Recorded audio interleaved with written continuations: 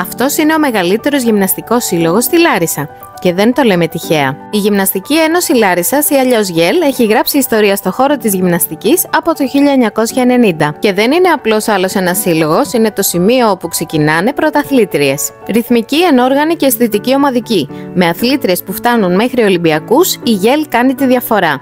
Το 2014 μάλιστα έφεραν πρώτη στην Ελλάδα το άθλημα της αισθητικής ομαδικής γυμναστικής και έκτοτε το πάνε μόνο μπροστά. Η βάση τους είναι το κλειστό του 7ου ΕΠΑΛ, αλλά τα τμήματα υπάρχουν παντού στη Λάρισα. Από 4 χρονών και πάνω κάθε παιδί βρίσκει το χώρο του.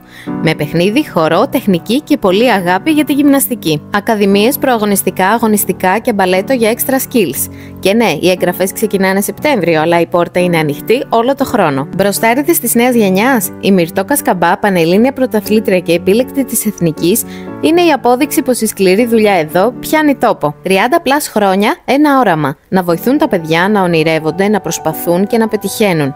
Όχι μόνο σαν αθλήτριες, σαν άνθρωποι. Γυμναστική Ένωση Λάρισσας. Πληροφορίες και εγγραφές στο 69360 727 41. Μπες στο ρυθμό και γράψε και εσύ τη δική σου ιστορία.